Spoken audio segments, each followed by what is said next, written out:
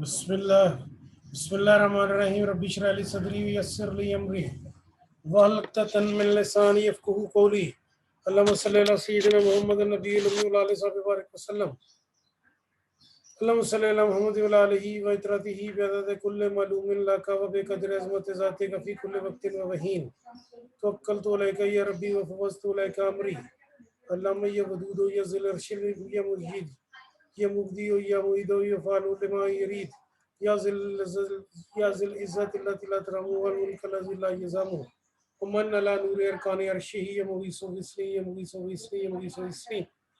Mercantile law की administrative law and accountability की आज हमारी दूसरी क्लास है, जिसमें मैंने आप लोगों के साथ आज दूसरा लेक्चर शेयर करना है। और उसके बाद इसमें तमाम लोगों को एक मैसेज कर दीजिए। दरवाज़ा बंद करें जी।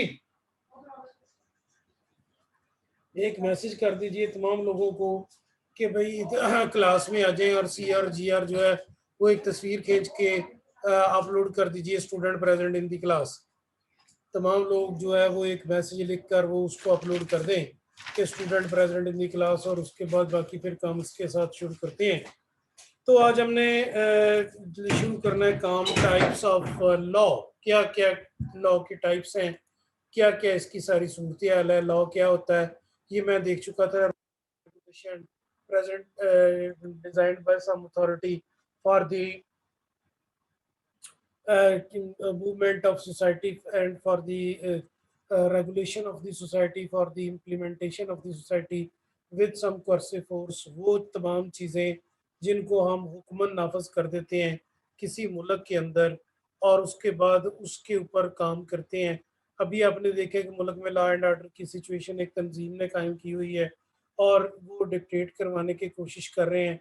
उसमें सबसे जो तकलीफ दे बात है कि गवर्नमेंट ने उनके साथ मुआहदा किया था कि हम लोग ये आपका बिल जो है पार्लियामेंट में पेश करेंगे।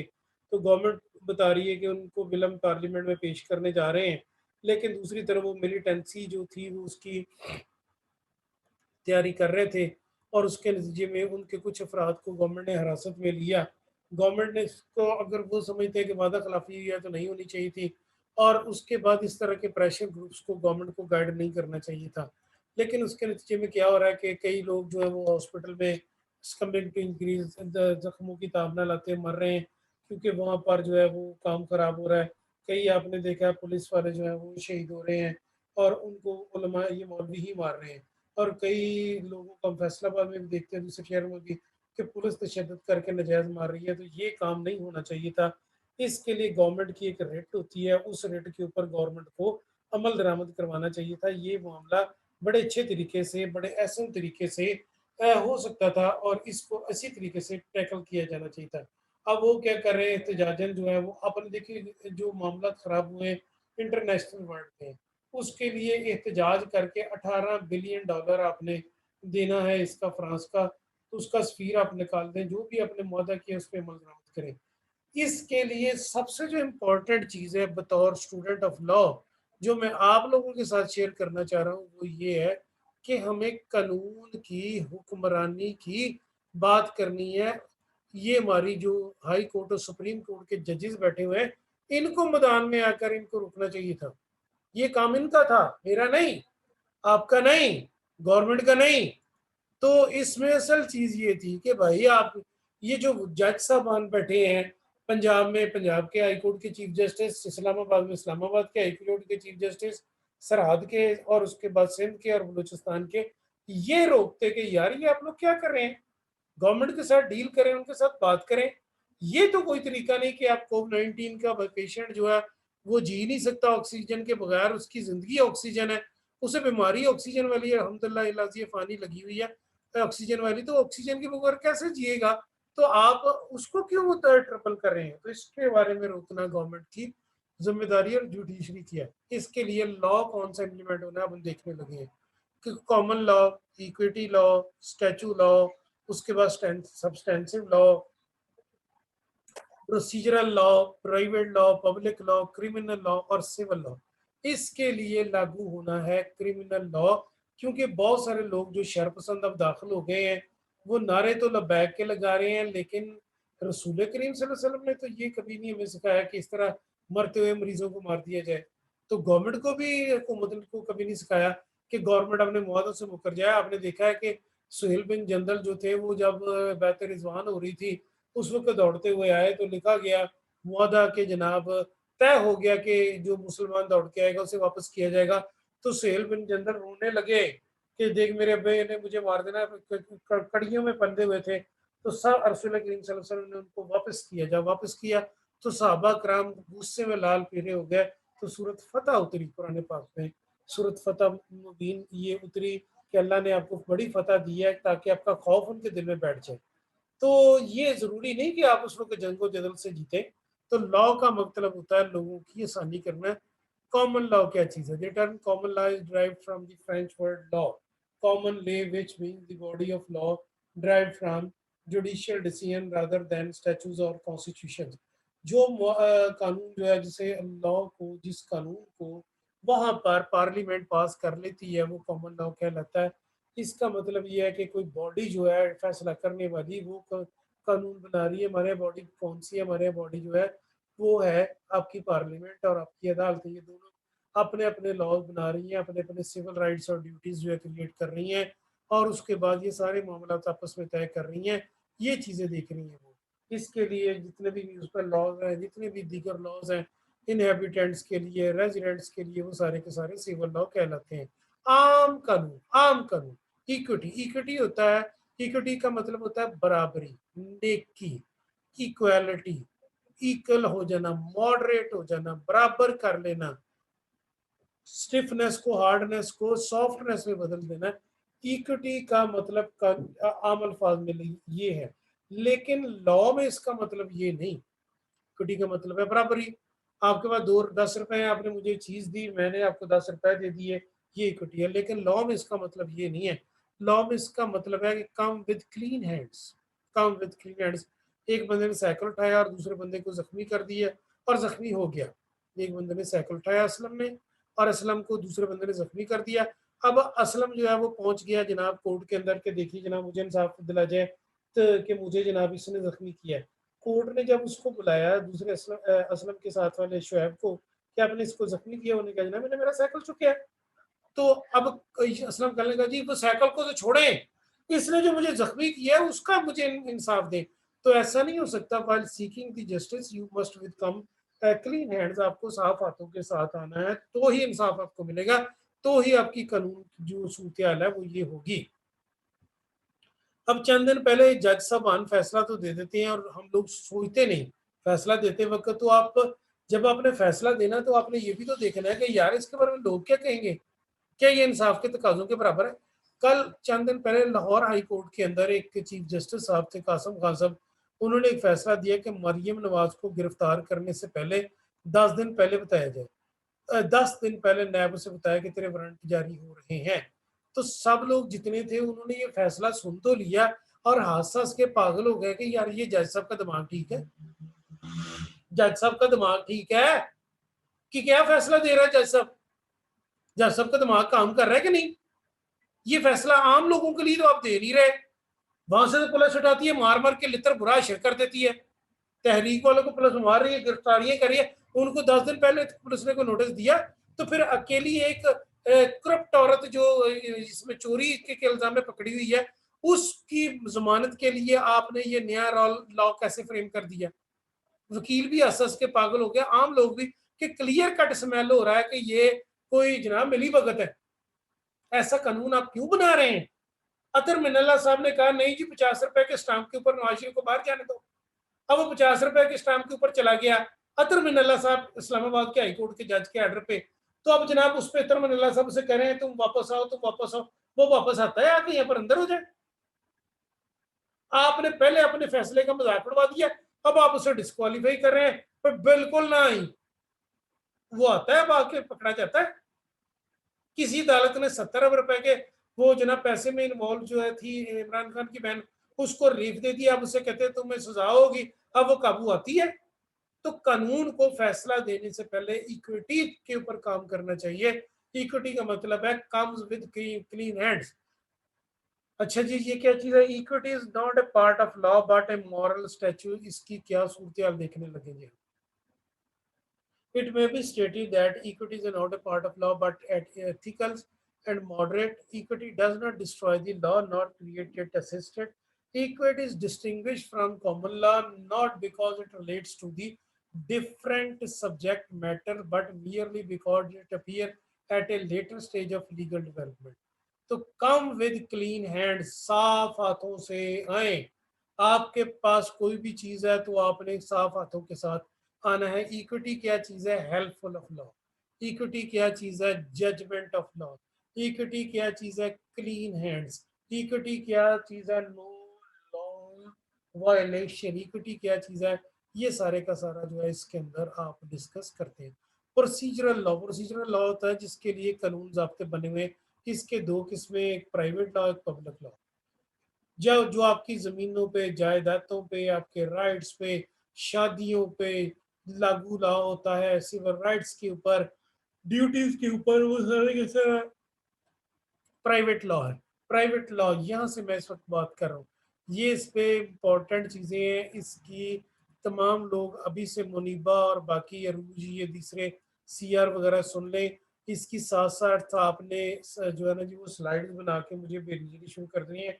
उस दिन नहीं आई तो आज आपकी स्लाइड्स बनी पीपीटी मेरे पास आ जानी चाहिए। हर बंदे की मेरे पास स्लाइड्स आ जानी चाहिए सीआर के जरिए। प्राइवेट लॉ क्या होता है? Private law dealing with private items. Public law क्या होता है? पब्लिक लॉ जो होता है प्राइवेट चीजों की बजाय गवर्नमेंट रिलेटिंग मैटर से डील करता है। ये जो गवर्नमेंट रिलेटेड मैटर से डील करता है, इसके ऊपर लिखा हुआ है कि ये कॉन्स्टिट्यूशनल लॉ है।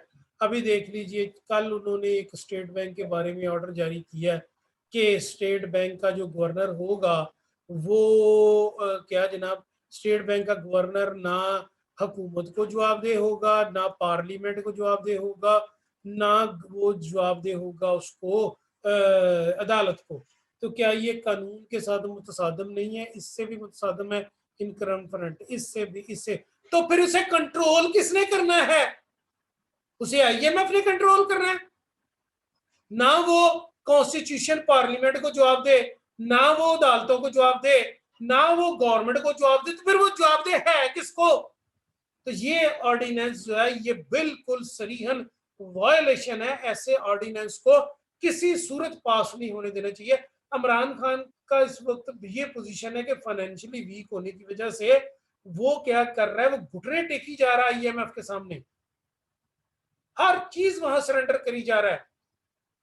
पहली शर्त जो सी पैक के लिए आईएमएफ ने कर्जा देने के लिए रखी है कि मेरा पैसा सी पैक पे इस्तेमाल ना किए जाए कर्जे का, तो उसने जनाब वो सी पैक को बंद कर दिया है। जब सी पैक को उसने बंद किया है तो ये सी पैक के बंद होते ही वो सारे का सारा मामला खराब हो गया है। उस मामले के ऊपर गवर्नमेंट को थोड़ी सी तो कोई लेनी चाहिए थी ना स्ट्रेंथ के। यार ये हम लोग क्या करें? मैं कहता हूँ यार यहाँ पर डॉक्टर अमदादुल्ला को हमने भर्ती कर लिया है, ना वो वजीर आजम को जवाब दे है, ना वो सदर को जवाब दे है, ना वो जनाब वाइस चांसलर को जवाब दे है, ना गवर्नर को, ना वजीर आला को, ना स्टूडेंट को। वो तो भाई जवाब दे किसको है? फिर वो किसको जवाब दे? वो किसी को जवाब दे नहीं है। ऐसा कानून कानून से मुतसादम है। इस पे सुप्रीम कोर्ट को उसको नोटिस लाना चाहिए 100 मिनट पे और उसको उल्टा लटका देना चाहिए कि ऐसा कानून पास नहीं हो सकता। देखिए ना कि एक बंदा हम भर्ती कर रहे हैं, वो सदर को भी जवाब देनी, वजीर आजम को भी जवाब देनी, पार्लियामेंट को भी जवाब देनी, सुप्रीम कोर्ट हाई कोर्टों को भी जवाब देनी, बैंकों को भी जवाब देनी। तो वो कौन किसको जवाब दिया फिर भाई वो? तो ये पब्लिक लॉ का मकसद ये होता है कि आप अकाउंटेबिलिटी चेक करें। क्रिमिनल लॉ, क्राइम से, क्राइम क्या होता है? ऐसा कोई भी काम जो ताजीरात पाकिस्तान 1973, इसको कहते हैं सीआरपीसी, क्रिमिनल प्रोसीजर कोड के तहत जुर्म है, उसकी सजा मौजूद है, तो उसको हम क्रिमिनल लॉ के जरिए डील करते हैं। The body of any law defining the offences against the community large जिसमें सस्पेक्ट, जिसपे आपको शक है, अब इन्वेस्टिगेट करें, इन्वेस्टिगेट कीजिए, उसे चार्ज, उसके ऊपर जुर्म डालिए और ट्राइड उसे सजा दीजिए। सस्पेक्ट जिस पे शक है, क्या करें? इन्वेस्टिगेट करें, चार्ज सजा दें, सजा देने के बाद आप क्या करें? उसके बाद उसके ऊपर इम्प्लीमेंटेशन करें कन्विक्टेड ऑफेंडर, ताकि उसको आप जो है वो इसकी ये वर्दा इस क्लास है, वर्दा इस क्लास की स्टूडेंट है। इसकी एक तस्वीर बनाए अपनी अपनी और student present in the class के नाम के साथ, जिसको अपलोड कर दीजिए। मुनीबा, क्या ये वर्दा इस क्लास की स्टूडेंट है? Yes sir, yes sir. ठीक हो गया, शुक्रिया। काम को बात को आगे बढ़ाते हैं। तो मैं जो चीज आपके अंदर पैदा करना चाह रहा हूं इस सब्जेक्ट को पढ़ा के, वो ये है कि आपको कानून का पता होना चाहिए कि मेरे राइट क्या है, मेरी ड्यूटी क्या है। अगर ये सब्जेक्ट आपको 9th 10th में पढ़ाना चाहिए, फर्स्ट ईयर में पढ़ाना चाहिए, ये स्टूडेंट को पढ़ाना चाहिए। मैंने एलएलबी इसलिए किया है, उस वक्त 2 साल का था 1995 में, तो मैंने एलएलबी इसलिए किया था कि ताकि मुझे अपनी राइट ड्यूटीज पता कर सके। ये सब्जेक्ट जो हमारे डिपार्टमेंट में पहले कोई प्रोफेसर पढ़ाता था, ये प्रोफेसर नहीं पढ़ा सकता, ये सिर्फ लॉ ग्रेजुएट ही पढ़ा सकते हैं, जिनकी प्रैक्टिस हो, जिनको ये काम करने आते हो। तो इसके लिए जनाब गिल्टी बंदों को हम सजा देते हैं। क्रिमिनल लॉ का काम 3 जगह से होगा। सस्पेक्ट, अगर आपने किसी सस्पेक्ट को पकड़ना है तो सबसे पहला काम है एफआईआर दर्ज कराएं उसके खिलाफ। कल एफआईआर दर्ज आप उसके खिलाफ कराएं। देखिए ये जितने भी इस वक्त सड़कों के ऊपर मार्च कर रहे हैं, वो एक जगह बैठ जाएं, किसी जगह वो जलसा करें, बैठ जाइए, बैठ के एहतजाज करें, लोगों के रास्ते बंद ना करें, किसी ग्राउंडों में बैठ जाएं, किसी जगह और बैठ जाएं, किसी और जगह जिन्होंने जहां उन्होंने एहतजाज करना करें। लेकिन जब लोगों की चीजें तोड़ेंगे तो फिर वो इसकी वायोलेशन करेंगे। उसमें देखिए वो एक बंदा जो था, हम देखते हैं वो वायरल हुई है वीडियो कि जनाब एक बंदा मौलवी को पकड़ा और उसके बाद पुलिस तशद्दुद कर रही है, ये भी गलत है। एक बंदा जो है पुलिस वाला उसको पकड़ पकड़ मार मार के उनके बाजू मुंह सर तोड़ दिए हैं, ये भी गलत है। तो इसके लिए एक अलग से प्लेस है कि आप किसी ग्राउंड में बैठ जाएं अपने एहतजाज के लिए, वहां बैठिए। आम लोगों का क्या कसूर है? आम लोगों का तो कोई कसूर नहीं ना है। एक ये तूबा को भी कहे अपना रोल नंबर ऐड करे, ये क्यों नहीं ऐड कर रही? अच्छा जी, जो बात कर रहे थे कि क्रिमिनल लॉ का मतलब है कि आप जिस वक्त कानून की वायलेशन हो रही है तो सबसे पहले कोई एफआईआर दर्ज करें। बगैर एफआईआर के आप किसी को नहीं ले सकते। अगर आपने पकड़ा है तो आपको 24 घंटे के अंदर अंदर उसके खिलाफ एफआईआर देनी होगी। ये इसका जुर्म है। इन्वेस्टिगेशन सिर्फ जुर्म पे होगी, इसकी एफआईआर पे वैसे नहीं हो सकती। उसके बाद चार्ज जुर्म उसके ऊपर लागू करें और ट्राइड। आजकल आप देख रहे हैं एक बड़ा सेंसिटिव सा टॉपिक है जो मैं आपको खास तौर पे गाइड करूंगा कि किसी अजनबी लड़के लड़की के साथ आपने नहीं जाना, ना फ्रेंडशिप करनी है।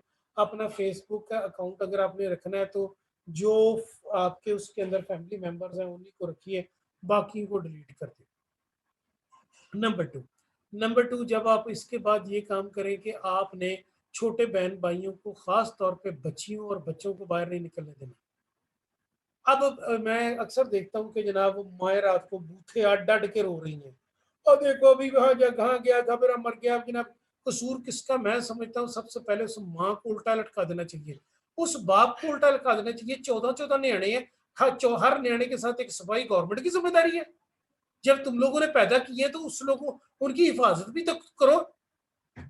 टॉयज की तरह चाबी देकर स्टार्ट करके आप बाहर छोड़ रहे हैं तो उसके लिए बाहर तो दरिंदी है मेरे बच्चों, बाहर तो बीस्ट हैं, वाइल्ड्स हैं, जंगली जानवरों से भी बुरे इंसान बाहर बैठे हुए हैं। आप अपने बच्चों को कैसे छोड़ सकते हैं उन लोगों के रहमो करम पे? 3 साल की बच्ची, 4 साल की बच्ची बाहर रोट, अब वो दौर नहीं रहा, पुरानी दौर नहीं रहा कि आप जनाब जिसकी बहन उसकी बहन, ये अब तो ये सब एक की बहन सबकी बहन नहीं। अब तो आप अपने गैर महरम रिश्तों से भी पर्दा कीजिए। भाई से, बाप से भी पर्दा करने का हुक्म औरतों को क्यों दिया गया है? अल्लाह ने। बाहर जो कुरान पाक पढ़ने जाते हैं, चंद दिन परसों की बात है, 2 मौलवी अटक से उन्होंने पकड़े हैं। उन्होंने छोटे बच्चों की नंगी फिल्में बनाई हुई हैं जो कुरान पाक नौजुबिल्ला पढ़ने जा रहे थे उनके पास। मौलवी कफायतुल्लाह क्या करता है? यही करता है। तो इन तमाम लोगों से आपने बचना है।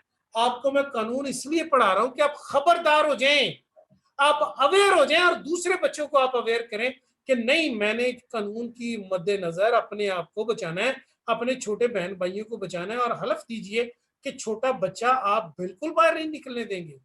वो अपने आप को डिफेंस ही, वो तो एंजल्स होते हैं छोटे बच्चे, वो तो अपना तहफ़्फ़ुज़ भी नहीं कर सकते, बता भी नहीं सकते कि हुआ क्या है। तो इन सब मामला में, जुर्मों में आपके करीबी लोग शामिल होते हैं। अब जनाब हमारे डिपार्टमेंट का एक पीएन है, उसको क्या पता कि जनाब असलम के छोटे बहन भाई कितने हैं। वो पब्लिक एडमिनिस्ट्रेशन में डिपार्टमेंट में जॉब करता है, असलम दारुल में रहता है। दोनों का आपस में राब्ता ही कोई नहीं, तो जिसको वहां जाके जुर्म करने की जरूरत क्या है। वो फिर आपका कोई करीबी बंदा इन्वॉल्व होता है जो वॉच कर रहा होता है। तो इसलिए पुलिस पहले करीबी बंदे को पकड़ती है और उतनी देर में फिर आप रोते पीटते हैं, आपका बंदा बच्चा जो है वो उसका मर्डर हो जाता है या बच्ची मर्डर हो जाती है आपके पास रोने को। और कोई नहीं, और इसकी जिम्मेदार कौन है? माँ। वो जैनब केस में आपने देखा कि जैनब का अब्बा और माँ जो थी दोनों जनाब अपने कंधे पे वो रख के जाए नमाज उमरा करने चले गए। और वो लड़की रात को 7 बजे निकली है कुरान पाक पढ़ने, 4 गलियां छोड़ के खाला के घर जनाब जो आज पढ़ने जा रही 7 बजे शाम को कुरान पाक पढ़ने जा रही। और उसकी जनाब घर में रोकने वाला दादी दादा तो अम्मी अब्बा वहां गए हुए। और बाद में वो बाबा बूथा डैडर हो रहा था कि इसको फांसी दी जाए, और फांसी तो तुझे दी जाए और तेरी बीवी को जो तू बच्चे को छोड़ के कैसे हो सकता है कि आप अपने बीवी बच्चों को बच्चों को छोड़ के आप मासूमों को तो जनाब खुद उम्रा करने चले जाए। मैं उम्रा करने गया तो मक्के से 10 किलोमीटर पहले जनाब बस रुकी एक वो चाय वाले पे, मगरिब का टाइम था। तो मैंने जनाब वो ड्राइवर ने गाड़ी रोकी, हमें वो जद्दा एयरपोर्ट से लेकर जा रहा था। तो जद्दा एयरपोर्ट से ले जाकर उसने मक्के में होटल छोड़ना था। तो उसने कहा बस रुकिए आप नमाज पढ़ने मगरिब की यहाँ पर। मैं उतरने लगा तो मेरे साथ एक मौलवी था, अल्लाह उसको जिंदगी तंदुरुस्ती दे। बड़ा पढ़ा लिखा तो नहीं था लेकिन कोई अनपढ़ भी नहीं था। उसने मुझे रोका, उसने कहा भाई रुको, आपके साथ औरतें हैं, घर वाले हैं, ये बस अजनबी ने यहाँ खड़ी की है, अब अजनबी मुल्क में आपने हरम जाना है, 10 मिनट बाद जाके वहाँ मगरब की नमाज निकल तो गई है, वहां जाके अल्लाह के घर में अदा कर लेना। औरतों को और बच्चों को अकेला छोड़ के नहीं जाते। मैं इमीडिएटली वहां बैठ गया। देन आई रियलाइज की यार उसने औरतें और बच्चे प्रदेश में और घरों में आपकी जिम्मेदारी है, इसका जिम्मे कोई और नहीं है। अदनान जो है ऐसे का रोल नंबर ऐड करके ऐसे एंटर नहीं होगा, मैसेज कर दें जिसका भी है क्लास का अदनान। तो रीजनेबलनेस आपने देखनी है। नंबर नेक्स्ट क्राइम क्या है, वो गलती जिसकी सजा है, इसके लिए अलहदा करना होगा उसको सोसाइटी से और जेल में डालना होगा। सिविल लॉ, सिविल लॉ क्या है? जो आम आपके राइट ड्यूटी से डील करता है उसको हम सिविल लॉ कहते हैं। बैलेंस ऑफ प्रॉपर्टी, इसकी बैलेंस ऑफ प्रॉपर्टी क्या है? कोई भी केस जो आपने फैसला करना है फैक्ट्स पे, और कोई भी फैसला जो आपने करना है गवाहियों पे, गवाही, टेस्टिफाई, गवाही, हलफ। गलत का हलफ क्या होता है? मैं जो कहूंगा सच कहूंगा, सच के सिवा कुछ नहीं कहूंगा। अगर मैं झूठ बोलूं या सच ना कहूं तो मुझ पे और मेरे खानदान पे अल्लाह का कहर नाज़िल हो। ये है हल्फिया बयान जो हर गवाही देने वाले को देना पड़ता है अदालत के अंदर, फिर उसकी गवाही ली जाती है, फिर उसकी गवाही हम लेते हैं, फैक्ट्स मद्देनजर रखे जाते हैं। अब आती हैं अदालतें। सबसे बड़ी अदालत कौन सी? Supreme court. और इस्लामी मुल्क है चूंकि, और इस्लाम की दफात को डील करने वाली कौन सी? शरीयत कोड, शरीयत कोड, शरीयत, फेडरल शरीयत कोड। मौलाना इसमें शरीयत के जज है, इसमें शरिया के, इस्लाम के जनाब वो होते हैं मामला डिस्कस। उसके बाद सूबों की हाई कोर्ट्स, फिर उसके बाद डिस्ट्रिक्ट सेशन कोर्ट्स। पहले आर्डर ये होता था किसी के साथ जुर्म होता तो सुप्रीम कोर्ट नोटिस लेती थी। अब सुप्रीम कोर्ट ने अपना इख्तियार दिया इसको हाई कोर्ट को, हाई कोर्ट ने अपना इख्तियार दे दिया इसको हाई। ये जो सेशन कोर्ट है इनके साथ आपने लगाई हुई है अब जनाब एक वो क्रिमिनल कोर्ट्स और बैंकिंग कोर्ट्स और एंटी टेररिस्ट कोर्ट्स, वो भी इनका हिस्सा है। और क्लास 30 के फर्स्ट क्लास मजिस्ट्रेट वो भी इसके साथ सुनते हैं केसेस। तो पहले सारे इख्तियार सुप्रीम कोर्ट के पास थे। सुप्रीम कोर्ट ने कुछ इख्तियार दिए हाई कोर्टों को, हाई कोर्टों ने वो बैलफ के और दीगर इख्तियार दे दिए सेशन कोर्ट को। और सेशन कोर्ट का जो जज है अब वो हाई कोर्ट से डिसेंट्रलाइज इख्तियार अपने यूज करता है, उसके ऊपर किसी किस्म की कोई पाबंदी नहीं है। तो टॉप हायरार्की में पहला नंबर आता है किसका? पहला नंबर आता है आपके सुप्रीम कोर्ट का। सुप्रीम कोर्ट के आर्डर के खिलाफ अपील कोई नहीं, हाँ अलबत्ता रवियन आप वहां दायर कर सकते हैं। अच्छा एक जो चीज मैं आपको बताना चाहता हूँ कि अदालत के फैसले से सियासत की बदबू नहीं आनी चाहिए। जैसा कि कल वो थे जनाब मोहतरम काजी फायज ईसा, तो काजी फायज ईसा ने कहा मेरा केस नशर किया जाए, पाकिस्तान गटर है, मैं गटर में रह रहा हूँ, पाकिस्तान की रियासत फलान है टमकान है, उसने अपने फैसलों में ये बड़ी फजूल गुफ्तगू की।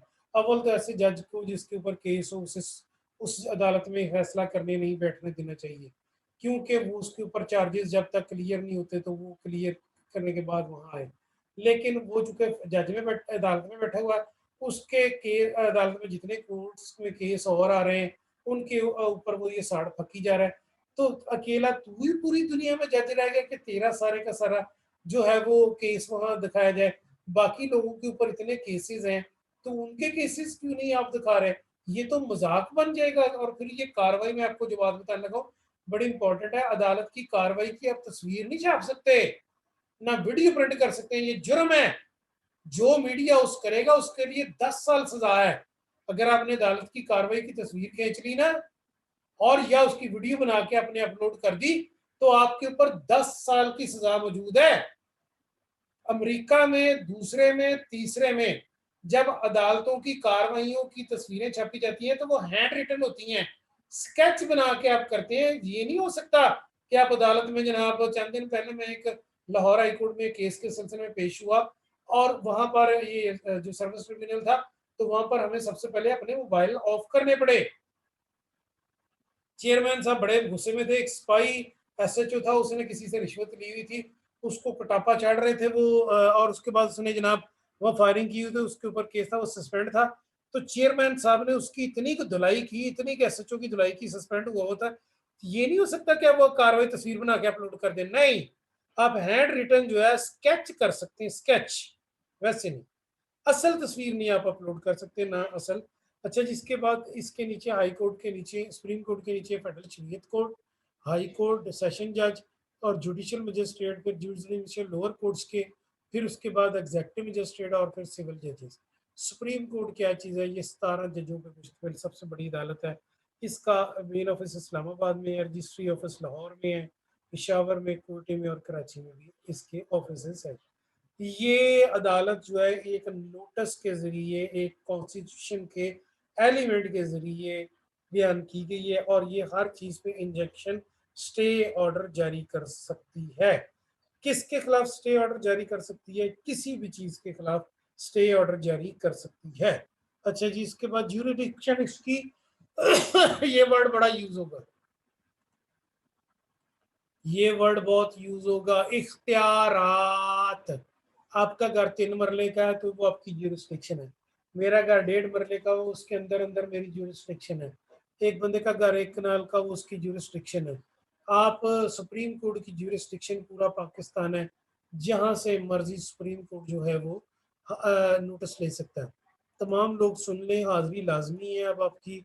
जो लोग हाजिर नहीं होंगे उनके लिए प्रॉब्लम होगा। मैं उनकी अटेंडेंस नहीं लगाऊंगा जब तक वो वे ना बता दें। हाँ, अलबत्ता जिनका नेट का इशू है उन्हें कमोडेट किया जाएगा। जो क्लास नहीं ले रहे हैं उनको किसी सूरत कमोडेट नहीं किया जाएगा। इसके बाद आती है इस्लामी नजरियाती कौंसिल, जो हदूद के अंदर हदूद ऑर्डिनेंस को देखती है। हदूद के केसेस कौन से? अल्लाह ने 4 हद मुकर्रर किए हैं। नंबर 1 कत्ल। तमाम लोग माइक बंद करें। नंबर 1 कत्ल, नंबर 2 जना, नंबर 3 शराब नोशी, और नंबर 4 चोरी रॉबरी। तो इनकी कुछ दुनियावी सजाएं हैं, कुछ इनकी सजाएं जो हैं वो अल्लाह की तरफ से दी गई हैं। इनको आप बदल नहीं सकते। कत्ल की सजा फांसी है। पुराने दौर में फांसी की नहीं हुआ करती थी, ये हुआ करता था कि वहां पर उसके घर वाले उस बंदे को कत्ल कर देते थे। यहाँ पर अब अदालत ऑर्डर जारी करती है। अच्छा जी, इसके फेडरल शरीयत कोर्ट के ऑफिस वहाँ पर इस्लामाबाद में मौजूद हैं। अच्छा जी, फिर उसके बाद लाहौर हाई कोर्ट, सिंध, पेशावर, बलूचिस्तान, और उसके बाद आज़ाद जम्मू कश्मीर हाई कोर्ट वगैरह वगैरह, ये सारे आर्टिकल 199 के तहत इनको ये इख्तियारात हासिल हैं, जिसके ऊपर ये सारे काम करते हैं। ये अपने पढ़ ले इख्तियारात सारे इनके।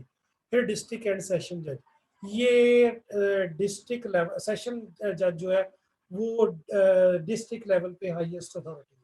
इनको सेशन जज कहा जाता है। हमारे यहाँ फैसलाबाद में सेशन जज बैठता है। चनियोट डिस्ट्रिक्ट है, सेशन जज बैठता है। जड़ावाला तहसील है, वहाँ एडिशनल सेशन जज बैठता है। टोबा डिस्ट्रिक्ट है, वहाँ पर सेशन जज बैठता है। एडिशनल वहाँ बैठेगा जहाँ तहसील है। यहाँ पर सारे केसेस हीनियस नौइयत के सुने जाते हैं। उनमें जना, कत्ल, ये वो जितने भी जराइम है, जो सोने के, चोरी के, स्नैचिंग के, डकैती के, कत्ल के, ये सारे केसेस ये सुनते हैं। इनके साथ साथ अब वो एंटी टेररिस्ट जज भी हैं, और उसके बाद जनाब वो इसके पैरल वो भी जजेस हैं, ये क्या जिनको हम कहते हैं नैब के जजेस, यानी जो एहतसाब करते हैं। इससे ज़्यादा मैं रिकॉर्ड करने की इजाज़त नहीं देता, लेक्चर को मुकम्मल करते हैं। इनके नीचे सिविल जजेस। सिविल जजेस मर्डर, डकैती, रॉबरी, एक्सटॉर्शन, भत्ता लेना, इसकी सारी सूरत देखते हैं। इस पर 7 साल 7 ईयर की प्रिजनमेंट भी उसको आ सकते हैं। इसके खिलाफ सबसे पहले आप यहाँ आते हैं। अच्छा, एक चीज़ मैं आपको बताता हूँ कि आपने केस कहाँ दायर करना है। केस आपका दायर होना है यहाँ पर, यहाँ सबसे पहले यहाँ जुडिश, यहाँ आपका फर्स्ट क्लास के ऊपर केस दायर आप करेंगे। सर, एक मिनट बाद, हाँ जी, स्क्रीन नहीं शो हो रही। हाँ जी, स्क्रीन नहीं शो हो रही। दोबारा शो कर लेते हैं बेटे। अब शो हो रही है, अब शो हो रही है। नो सर, मुझे तो सर नहीं हमें हो तो रही। हो रही है। तुम्हारा अपना कुछ सर हमें मसला हो है, रही आपका मसला है, नेट का चेक कर ले बेटे। अब जरा बात को ये चीज में समझाने लगा हूं, गौर से सुननी है। ये बुनियाद है। यहां से आप केस दायर करेंगे जुडिशियल मजिस्ट्रेट की अदालत में। यहां से फैसला आपके खिलाफ आएगा तो यहां केस जाएगा, यहां से आपके खिलाफ फैसला आएगा तो यहां केस जाएगा, यहां से आपके खिलाफ फैसला आएगा तो सुप्रीम कोर्ट में जाएगा। डायरेक्ट आप सुप्रीम कोर्ट में नहीं केस दायर कर सकते। फर्स्ट कोर्ट ऑफ अपील आपकी ये है, सेकंड कोर्ट ऑफ अपील आपकी ये है, ये फर्स्ट, ये सेकंड, ये थर्ड, और ये फोर्थ कोर्ट ऑफ अपील। इसके बाद फिर आपका कोई सुनवाई नहीं। मजिस्ट्रेट पहले, सेशन दूसरे, हाई कोर्ट तीसरे, और सुप्रीम कोर्ट आखिरी आपकी सूरत। यहाँ से अब आपने चलना है। इसी तरह ये सारा प्रोसीजर लॉ चलेगा। एक बंदा कहता है मैं डायरेक्ट सुप्रीम कोर्ट में जाऊँ, वहाँ नहीं जा सकता, डायरेक्ट हाई कोर्ट में आप नहीं जा सकते। हाँ, अलबत्ता अदालत, हाई कोर्ट, सेशन जज और सुप्रीम कोर्ट को इख्तियार हासिल है कि जिस मर्जी मामले का डायरेक्ट नोटिस ले लें। जैसा कि आजकल अब कोर्ट का फर्ज है कि उसको चाहिए कि जनाब ये मौलवियों वाला मामला जो है इसमें खून रेजी होनी है, हो रही है। पुलिस का क्या कसूर है, अवाम का क्या कसूर है? और ये जितने भी तहरीके लबैक वाले, इनको कोर्ट ऑर्डर जारी करे, बुलाए, सुने, सुप्रीम कोर्ट ऑर्डर करे, उठो यहाँ से, जाओ, जाके रास्ते ब्लॉक ओपन करो और वहां पर जाके ग्राउंड में बैठ के एहतजाज करो। पुलिस को पाबंद करे कि बिला वजह लोगों पर तशद्दुद ना करें, जो लोग आम एहतजाज कर रहे हैं उनको ना मारें। पुलिस के मुंह को खून लग गया है कटापा चढ़ा चढ़ा के, तो पुलिस का वो जो है वो सारा सिस्टम अब कोलैप्स कर जाएगा। जब मजहब का रंग आ जाता है, आप तशद्दुद नहीं कर सकते, अब किसी पे नजायज तशद्दुद नहीं कर सकते। तो इनको चाहिए कि एक जगह फिक्स करें, ग्राउंड फिक्स कर लें। सड़कों पे आप तोड़ फोड़ करेंगे तो 1-2 दिन और करेंगे। मेरे जज्बात आपसे भी ज्यादा हैं। मेरे जज्बात ये हैं कि मुझे नींद नहीं आई जिस दिन वो सारे का सारा फ्रांस में मामला हुआ, मैं रोता रहा। ये मैं आपसे अपनी जाती कैफियत जो है वो बयान कर रहा हूँ। एक दिन मदीने शरीफ में पिछले साल वहां पर वो सिलेंडर का धमाका हुआ रफ्तारी से कुछ देर पहले, तो मैं कितनी देर अपना रोजा छोड़ के रोता रहा कि यार ऐसा क्यों हुआ है मदीने में, ये क्यों किया है ना, जहां मर्जी कर लेते धमाका, मदीने में तो नहीं होना चाहिए था, वो तो पाक सर जमीन है। इसके बाद फिर मेरे पास ये आपके पास बचा क्या? कुछ नहीं बचा। हम तो तबाह बर्बाद हो जाएंगे अगर मदीने में ये सारे काम होने शुरू हो जाएंगे। ये नहीं हो सकता। हम लोग सोच भी नहीं सकते कि मस्जिद नबी के करीब में वहां पर ये सारा हुआ था। तो ये मैं रोता रहा, आप भी रोते रहे, आपके माँ बाप रोते रहे, या रसूलुल्लाह हमारे माँ बाप आप पे कुर्बान। हम सोच भी नहीं सकते। तो बात ये है कि आप, गवर्नमेंट का फर्ज है कि जो वादा है, जो तरीकाकार एहतजाज का बना हुआ है, उसके मुताबिक काम करें। उसके मुताबिक गवर्नमेंट की जिम्मेदारी है कि इनको एक साइड पे करें। ओ भाई, आम लोगों को मत मारो। अब देखिए ना कि रात फैसलाबाद में अगर सारी सड़कें ब्लॉक करते हैं और ऑक्सीजन का सिलेंडर सारे अस्पतालों में नहीं पहुंच पाता तो लोग तो मर जाएंगे। कितने ऑपरेशन हो रहे होंगे, कितना कुछ हो रहा। कल की वो वायरल वीडियो आपने देखी है वहां पर कि यार वो मौलवियों ने सड़क बंद की हुई है और एक ऑक्सीजन का बहुत बड़ा कंटेनर फंसा हुआ है, तो वहां पर उन्होंने जूते मारे हैं उस एमएस के सर में। वो एमएस खुद आया, उसने जनाब ट्रैक्टर साइड करा के ऑक्सीजन का सिलेंडर वहां से वो बड़ा हुआ कंटेनर 44 फुटा 40 फुटा ले जाके उसने ऑक्सीजन सप्लाई की अपने हेडक्वार्टर में। उसको मारा भी है लोगों ने। यार ये नहीं हो सकता, 5 लोगों को मार क्यों रहे हैं आप? तो इसकी तरफ तवज्जो देनी चाहिए। ये मैं और आप नहीं कर सकते, ये काम हमारी जुडिशरी और जजेस का है। वो बुलाएं दोनों फरीकों को, इंसाफ उनके जुम्मे है। तो ये काम मेरे बच्चों जजेस करें। अच्छा जी, सिविल जजेस और उसके बाद फिर स्पेशल कोर्ट्स हैं। बैंकिंग के केस बैंक वाले में जाएंगे, सर्विस के केस सर्विस में जाएंगे, करप्शन के केस एंटी करप्शन में जाएंगे, जो एंटी नारकोटिक्स के केस यहाँ जाएंगे, एंटी टेररिस्ट यहाँ जाएंगे, लेबर, ये स्पेशलाइज्ड कोर्ट्स हैं। इन कोर्ट्स में इनकी सूरत हाल आएगी, इन कोर्ट्स के अंदर इन सबको देखा जाएगा। इसके बाद आती है sources of law. Sources of law कौन कौन से हैं, कानून साजी क्या चीज़ है, एक लेक्चर ही मैं आप लोगों के लिए महदूद करता हूँ। तो इसको आपने तैयार करना है, इसको आपने देखना है। अगले को भी मैं अभी दोनों लेक्चर भी आप लोगों को अपलोड कर दूंगा। वैसे तो मैंने जो दूर दराज बच्चे थे, आप भी सोचते होंगे कि यार वो कैसे पढ़ेंगे, तो ये बुक मैंने पहले ही आपको दे दी थी, सब लोग आप डाउनलोड करके एहतियातन मैं आपको वीडियोस भी भेज दिया करता हूँ। वहाँ पर तमाम लोग मेरा जो चैनल है वो सब्सक्राइब कर लें और उसके बाद डाउनलोड कर आपको ताकि वीडियोस आ जाए। इन वीडियोस को आपने डाउनलोड करके रखना है। वहाँ 20 वीडियोस हैं पूरे लेक्चर की, एडमिन लॉ के नाम से, एडमिनिस्ट्रेटिव लॉ के नाम से 20 वीडियोस हैं जो हमने पढ़नी है। तो जिस वक्त आपके पास नेट की फैसिलिटी हो, वाईफाई हो, तो आप सारी डाउनलोड कर लें ताकि एक ही मरतबा सारा लेक्चर आपके पास आ जाए। डेली आप वहाँ से ये लेक्चर सुने पढ़ें। लेकिन मैंने वो पुरानी वीडियोस पे डिपेंड नहीं कर रहा, डेली नया लेक्चर डिलीवर करता हूँ आपको और उसके बाद नया लेक्चर आपको सारे का सारा पेश करता हूँ। इसकी तरफ आपने तवज्जो देनी है। ये लेक्चर आपने लिखना कैसे है, आपने स्लाइड्स बनानी है इसकी, पीडीएफ नहीं।